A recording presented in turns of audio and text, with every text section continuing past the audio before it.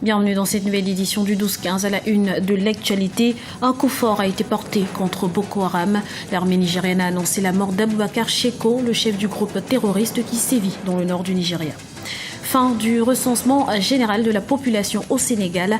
Il apparaît selon les résultats publiés ce jeudi que plus de la moitié de la population est désormais âgée de moins de 18 ans. Et puis, c'est une petite révolution dans l'univers scientifique béninois. Après un moratoire de 10 ans, les organismes génétiquement modifiés seront bientôt introduits dans l'agriculture. Les travaux de la 69e session de l'Assemblée générale des Nations unies se sont ouverts ce mercredi à New York aux États-Unis, tout comme de nombreux dirigeants africains. Les présidents Idriss Déby Itno du Tchad et Jacob Zuma de l'Afrique du Sud se sont prêtés à l'exercice des discours. Ces derniers ont tenu à faire le point sur les objectifs du millénaire pour le développement. Le point avec Yohanna Diamita. La 69e session de l'Assemblée générale de l'ONU s'est ouverte ce mercredi 24 septembre à New York. Le président tchadien Idriss Déby s'est adressé aux dirigeants africains et internationaux présents dans l'hémicycle des Nations Unies. Il a tenu à revenir sur l'importance des objectifs du millénaire pour le développement, un ambitieux programme proposé par l'ONU qui comporte 8 points visant à lutter contre les maux qui entravent le bon développement des États.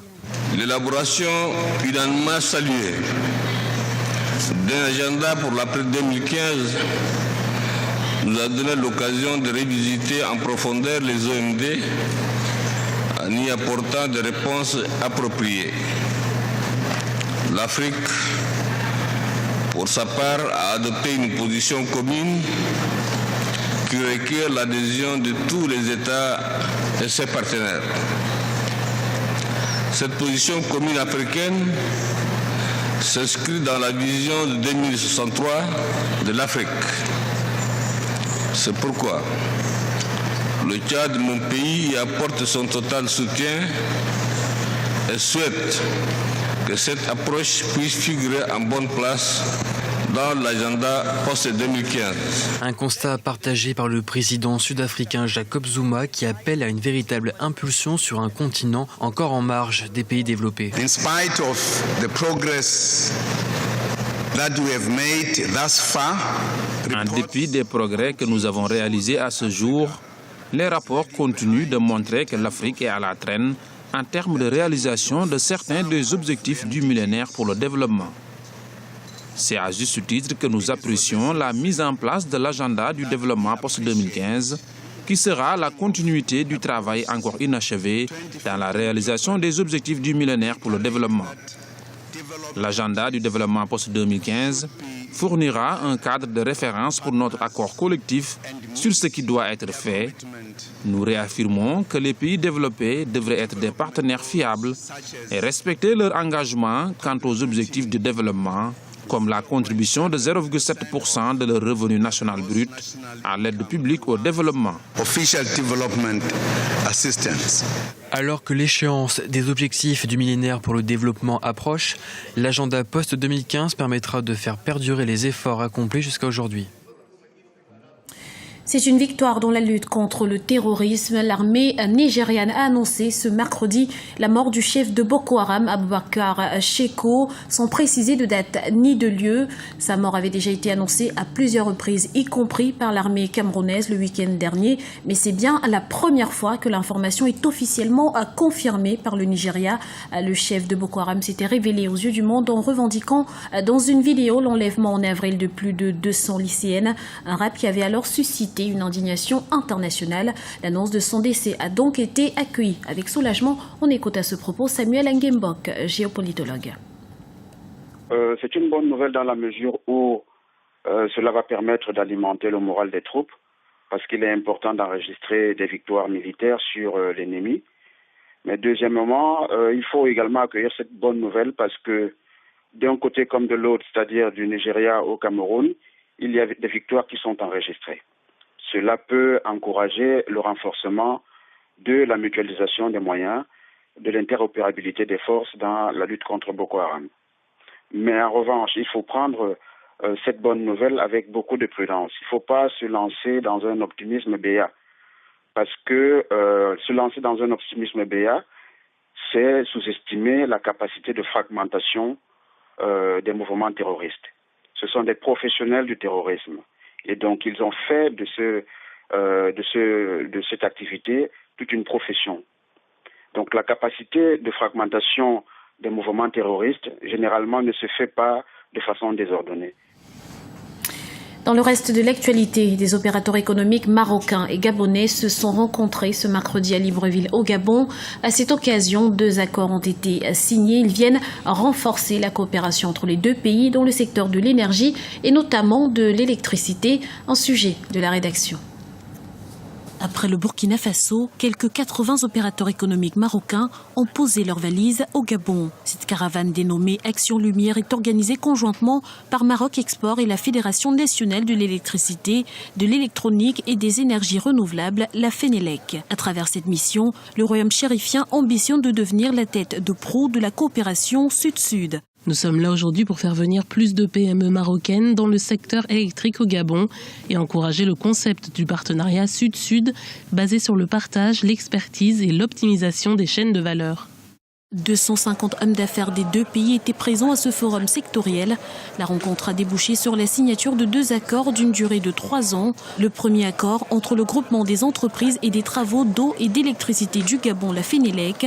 Le second entre le Maroc Export et la Chambre de commerce du Gabon. Il est clair que le rôle d'une institution est celui d'être un outil pour promouvoir les investissements des acteurs économiques. Dans notre cadre actuel, cela nous invite à créer des voies d'échange et de promotion des investissements entre les hommes d'affaires des 2 pays de part et d'autre. Prochaine étape pour la caravane Action Lumière, le Congo. Le Maroc proposera à Brazzaville son expertise aux sociétés de production, de transport et de distribution d'électricité. Les résultats définitifs du 4e recensement général de la population au Sénégal ont été publiés ce jeudi. À moins d'1 an après les opérations de collecte des données, la population sénégalaise est passée de 9 millions en 2002 à près de 13 millions d'habitants en 2013. Autre constat, le rajeunissement de la population. Reportage de notre correspondant sur place, Djibril Fofana. Le Sénégal compte 13 508 715 habitants, dont 49,9% d'hommes contre 50,1% de femmes. L'Agence nationale de la statistique et de la démographie a publié jeudi les résultats définitifs du recensement général de la population réalisé en décembre 2013. Ces résultats montrent également un fort rajeunissement de la population sénégalaise. La moyenne d'âge se situe autour de 22 ans. Plus de la moitié de la population a moins de 18 ans. Gouverner, c'est prévoir, dit-on. Avec ces nouvelles statistiques, les autorités disposeront d'instruments pour un meilleur ciblage et une plus grande efficience des politiques publiques de développement. La structure par âge de la population est très jeune, ce qui est propice à l'environnement économique, si bien entendu le Sénégal parvient à éduquer sa population et à transformer cette jeunesse en une opportunité économique. Ça veut dire quoi? Ça veut dire la formation professionnelle surtout. Donc ça, c'est un défi et c'est ça un peu l'importance des données de ce recensement parce que ça permet d'aller à l'action. Le recensement général de la population a concerné de nombreux secteurs de l'activité économique. Dans le domaine de l'agriculture, les données récoltées ont permis d'avoir une idée précise du nombre d'exploitations, de ménages et d'ouvriers agricoles au Sénégal. Aujourd'hui, le résultat de l'enquête a permis de dire qu'on a 755 000 ménages ruraux, donc des ménages qui sont portés vers l'agriculture. Donc ça permettra aux autorités de pouvoir, donc dans le cadre de leur politique, dire que donc voilà, ma cible est composée de tel nombre d'agriculteurs. Donc si je veux par exemple aujourd'hui aider les agriculteurs en matière d'intrants, en matière de semences, en matière de matériel agricole, voilà donc les mesures que je devrais prendre pour pouvoir donc satisfaire cette population. Ce recensement a permis la réactualisation de nombreuses données économiques. Par exemple, le taux de chômage en décembre 2013 a été établi à 25,7%. Ces informations seront mises à profit pour le suivi et l'évaluation des programmes du plan Sénégal émergent. Le Bénin se déclare favorable à une utilisation encadrée des OGM, les organismes génétiquement modifiés dans l'agriculture. Cette décision est le fruit d'une longue réflexion. Depuis 2002, le pays avait pris 2 moratoires sur une période de 10 ans portant sur l'interdiction, la manipulation et l'importation des OGM. Reportage de notre correspondante Chiralioa à Tawima. Les scientifiques béninois se prononcent sur la manipulation des organismes génétiquement modifiés OGM. Par mesure de précaution, le Bénin avait pris en 2002 un moratoire de 5 ans pour établir un cadre juridique pouvant réglementer l'utilisation des OGM. Ce moratoire a été renouvelé en 2008 pour une même durée. Sur cette période, le pays est resté en retrait des grandes réflexions sur les éventuels risques liés à ces produits. Cependant, un laboratoire national de biosécurité a été mis à disposition. Le MOA nous appuie beaucoup en matière de tout ce qui concerne comme l'identification et détection des organismes génétiquement modifiés. Vous avez découvert quand même des plantules en verre qu'on appelle communément vitroplan.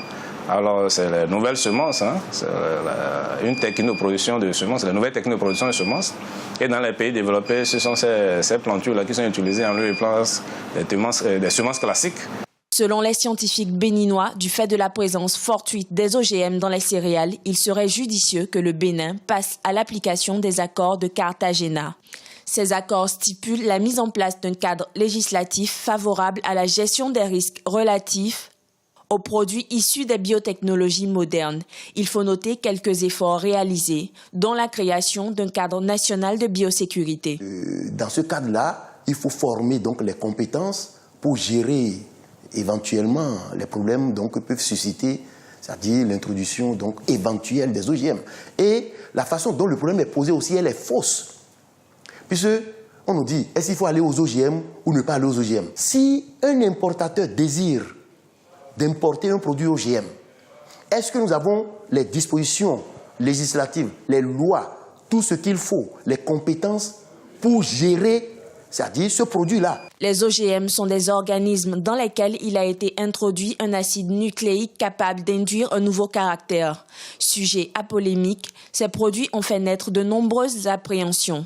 Pour les généticiens, le débat ne subsiste point dans la manipulation ou non de ces organismes, mais plutôt dans leur étude et leur retrait si des effets indésirables surviennent. C'était le journal de la rédaction. Nous vous remercions pour votre fidélité. Retrouvez dans un instant une nouvelle édition du 12-15 sur Africa 24.